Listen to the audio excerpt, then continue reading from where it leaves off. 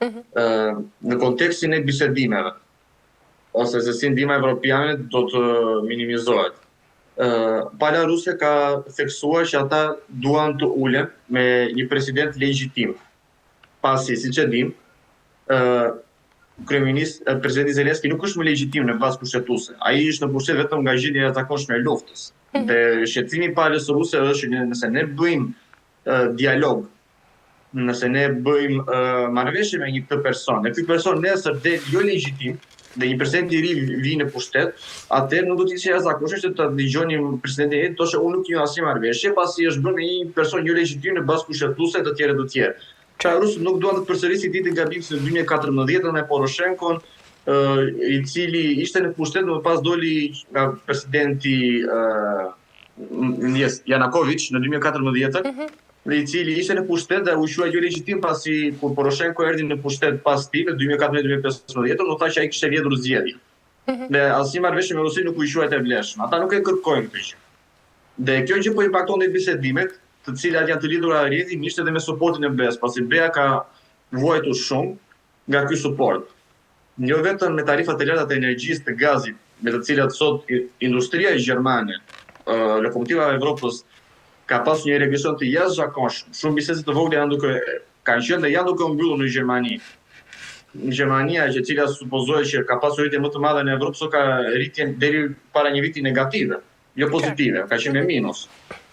Dhe rritja e Gjermanisë është e sharaka kur e krahason me atë që ka qenë deri para 2021. Të gjitha këto duke se po ushtrojnë presion mbi presidentin Zelenski, në të cilin duhet bërë dhe që Ukraina po humbet, siç edhe presidenti Trump e ka thënë së fundmi, nuk ka shans fitorie në pushbetej. Ata janë gjithmonë në tërheqje, po humbasin gjithmonë më shumë, trupat po humbasin më shumë. Dhe me hapjen e kufirit së fundit që rinia nga 18 deri në 21-22 vjeç mund të largohet, mund të vitë të vizitojë familjarët, vetëm në 2 javë ka lëkur mbi 100.000 të rinj. Flasim djemë të rinj, të cilët mund të jenë personel aktiv në frontin e Ukrainës, ndërsa pa përmendur që janë 300-400.000 rezervistë, të cilët janë larguar nga Ukraina, që nga 2022 ka filluar konflikti, ilegalisht dhe legalisht. Pasi edhe në Poloni kanë ardhur shumë të rinj ukrainas në mënyrë ilegale, nga Moldavia dhe të tjerë. Gjitha këto po ushtrojnë presion e tyre mbi presidentin Zelenski, i cili duhet theksuar që ka një presion shumë të madh nga pala e brendshme të qeverisë së tij, pasi një pjesë e madhe e kabinetit të presidentit Zelenski është ultranacionaliste, ata vijojnë akoma me atë mentalitetin të luftojnë deri në fund, dhe tu është edhe frika e evropianëve në kontekstin e suportit, që nëse ne mund ta ndërpresim suportin, nëse ne mund të le të quajmë do ta theksojmë dhe ne presionin që okay, duhet dorëzohesh etj, nuk do ishte jashtëzakonisht të shikojmë dhe një kup ose një kryengritje, një lloj arrestimi të tij ose një eliminim të tij dhe hajde në një personi që nuk do të kërkonte fare dialog, do të krijonte akoma një politikë shumë të ashpër lufte. Qartë. Ndërsa sa për suportin e amerikanëve, ne dim që Amerika, përveç se ka qenë nga sublimuesit më të mëdhenj me armatime dhe vijon të jetë, nëpërmjet skemës që Evropa blen sot armë amerikane për t'ia dhënë ukrainasve, ne kemi njëkohësisht edhe faktin që një person i vetëm, kryetari i Shtetit Bashkuar, Elon Musk, ka programin ose satelitin Starlink, i cili është baza kryesore e operacioneve ukrainase për kundër ofensivat, kundër operacioneve ushtarake ruse, në bazë të logjistikës dhe materialeve që Starlinku jep. Por ne dim që kur Starlinku ndërprer vetëm për diskute 2 javë pas konfliktit kur presidenti Trump erdhi në Shtëpinë e Bardhë, gjë katastrofale për ushtrinë ukrainase. Kështu që nëse Evropa ka parat, mund të themi, Amerika ka logjistika. Dhe nëse të dyja këto, njëra nga këto palë do të ndërpritet, pasi Evropa nuk mund të mundsojë logjistikën e Starlinkut akoma ende, gjëra ka për të qenë katastrofale në kontekstin që do të shikojmë një shpërbërje totale të frontit të Ukrainës, siç ndodhi po përtuese 2 javë kur Starlinku ndërprer. Por që dialogu ende vijon, duhet të theksojmë që presidenti Trump ka dhënë planin e ri me 27-28 pika, i cili është realizuar shumë e shek të planin, Luciano. Po, është dakordsuar në një farë mënyre nga pala ukrainase, me disa plus minus, dhe pala ruse duket se ka dhënë dritën e jeshile që deri në farë pikë ata e pranojnë, dhe janë të kënaqur me shumicën e tij, pra faktin që NATO do të ketë një nen të ri, i cili ndalon ekspansionin Ukrainë veçanërisht dhe në hapësirën që quhet kordoni sanitar i Rusisë, pra Bielorusi, Kaukaz, Ukrainë, atë që ndrohet etj. Ukraina nuk ka për qenë pjesë e NATO, zyrtarisht ato do të bëjnë deklaratë oficiale që për të mos qenë pjesë e NATO-s. Do të ketë një lloj marrëveshje për një integrim të ngadaltë të Rusisë në G8-ën ose krishtallën që ka qenë, që është sot, por që G8-a ka qenë një herë në kohë. Do futet sërish në marrëveshjet që kanë qenë midis Rusisë dhe Bashkimit Evropian dhe Amerikës, do hyjnë sërish në fuqi. Etj. Gjatë këtij lloji. Për Ukrainën do të jetë thjesht mbajtja e zgjedhjeve pas 100 ditësh, pas vënies së pushimit ishte, dhe shpallja një qeverie të re të zgjedhur nga populli ukrainas, e cila do të njihet nga komuniteti ndërkombëtar dhe e cila do të ketë të drejtën e mandatit për të nënshkruar marrëveshjen e paqes të tjera traktate me Rusinë.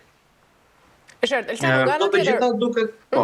E gjithë ky presion që po ndodh tashmë mbi Ukrainën, por ndërkaq edhe kërkesa e partnerëve perëndimor në vendimin e Zelenskit për të organizuar këto zgjedhje, si do të ndikojë? Le të themi që veçanërisht në kontekstin e policisë të tjerë, shumë njerëz duan paqe. Dhe janë të lodhur nga lufta. 3 vite luftë nuk u arrit asgjë. Thjesht Evropa po militarizohet, ekonomia evropiane ka marrë një dëm të jashtëzakonshëm, ndërsa Ukraina ne e dim nuk ka nevojë që të hyjmë shumë thellë se si është Ukraina sot, çfarë ndodhi për 3 vite. Dhe si po vijojnë akoma më keq gjendje. Edhe vetë ukrainasit janë të lodhur. Në bazë të statistikave dhe shumë pavarësisht ata mund të jenë patriotë, thonë që nuk i dilet këtij muhabeti. Kjo gjë nuk ka rrugë. Dhe presioni ka marrë formë konkrete, pasi ne dimë që presidenti Trump ka lënë kohë deri për Krishtlindje, që presidenti Zelenski o të pranojë planin e paqes, ose Amerika do dalin jashtë, pasi Amerika vetë ka më shumë interes në Rusi se sa ka me Ukrainë. Ukraina thjesht po merr parat edhe armët që po shiten në një grad më të ulët dhe po vjen nga evropianët. Gjithsesi, ne dimë që presidenti Trump ka bërë të qartë planin me publikimin e strategjisë së re të sigurisë amerikane, që e shikon Rusin si një partner dhe jo më si një kërcënim siç e shikonte administrata e shkuar. Dhe ai ka bërë të qartë që kërkon në çdo mënyrë ta shkëputësë Rusin nga Kina, pasi nuk është Rusia sot kërcënimi kundër Shqipërisë, është Kina. Kina është sot ekonomia më e madhe në botë, ka ushtrim më të madh në botë dhe dje shërbimi inteligjencës amerikane ka pranuar zyrtarisht që në rast lufte me Taiwanin, Kina ka një arsenal të modern i cili mund të shkatërrojë aeroplan mbajtësit amerikane dhe mund të paralizojë totalisht flotën e paqësorit. Me thënë, në një situatë të tillë nuk besoj që atyre u intereson shumë të vijojnë nëse presidenti Zelenski ka dëshirë për zgjedhje apo jo, e ka bërë të qartë. Nëse kjo nuk pranohet deri datë 25 dhjetor, pra për Krishtlindje, atë ne jemi jashtë. Dhe nëse amerikanët dalin jashtë, Starlinku mbyllet, ne dimë se kanë për të shkuar situata. Dhe evropianët duket se kanë kuptuar këtë gjë, e kanë kuptuar që kjo nuk mund të vijojë më. Dhe ndose në Evropë perëndimore kryesisht, asin Britani, Francë vijon akoma kjo turpentimi kësaj propagandë të luftës që në 2027, 2028, 2035, 2045 do kemi luftë. Asgjë nuk po duket e vërtetë, thjesht po mundohet të blihet kohë dhe një justifikim për të vijuar suportin e Ukrainës. Që gjithsesi është pranuar që nuk do të vazhdojë për gjatë, pasi dhe evropianët vetë artikuj kryesor kanë treguar në shumë gazeta perëndimore. Franca e para ka thënë që do të gjejë një zgjidhje për asetet ruse, e cila nuk ka ndërmend që t'i likuidojë ose t'i marrë për t'ia dhënë Ukrainës. Belgjika gjithashtu e ka bërë të qartë. Dhe pa anët financiare, pasi BEA nuk ka më mundësi financiare që të promovojë kaq fort siç ka promovuar deri tani më, ne dimë që ka përqen rezultati. Kështu që nëse ata nuk po e thonë direkt, në mënyrë indirekte po e bëjnë të qartë. Hungaria është kundër, Slovakia është kundër, Slovenia është kundër. Slovenia do dilte nga NATO-a, nëse NATO do të shkonte në një konflikt me Rusinë. Ata e bën të qartë në parlament që do të bënë një referendum për të dalë nga NATO. Belgjika nuk pranon marrjen e fondeve, Franca gjithashtu nuk pranon marrjen e fondeve. Pra situata duket se si po shkon. Qartë, mirë. Për të kaluar tek një tjetër çështje, ndjekim insert dhe rikthehemi Elsiana. Kryeministri i Izraelit Benjamin Netanyahu do të udhëtojë drejt Shteteve të Bashkuara më 28 dhjetor, ku një ditë më vonë pritet të zhvillojë një takim të nivelit të lartë me presidentin amerikan Donald Trump në resortin e njohur Mar-a-Lago në Miami. Lajmi është konfirmuar nga zyra e kryeministrit izraelit, e cila ka bërë të ditur se gjatë vizitës Netanyahu do të ketë takime të veçanta me këshilltarët kryesor të Trump. ndërsa fokusi kryesor i bisedimeve pritet të jetë situata e tensionuar në lindjen e mesme, veçanërisht në ripin e Gazës. Udhëtimi shnon vizitën e dytë radhazit të Netanyahut në SBA brenda një periudhe të shkurtër, duke reflektuar rëndësinë strategjike të koordinimit me administratën e re amerikane. Sipas njoftimit zyrtar, kryeministri izraeli do të rikthehet në Izrael më 1 janar, duke mbërritur në vendin e tij një ditë më vonë. Një detaj që ka të rishur vëmendje është fakti se Netanyahu ka vendosur që të mos marrë gazetarë në aeroplanin e tij qeveritar, pavarësisht se avioni është i pajisur me një seksion të veçantë për media. Ky vendim është interpretuar nga analistët si një përpjekje për të shmangur presionin e pyetjeve të drejtë për drejta në një moment kur situata politike brenda Izraelit mbetet e nxehtë, si në aspektin diplomatik ashtu edhe në atë të sigurisë. Mirë, Elçano, cili do të jetë rëndësia strategjike e këtij takimi mes Netanyahut dhe Trump në këtë moment të tensionuar?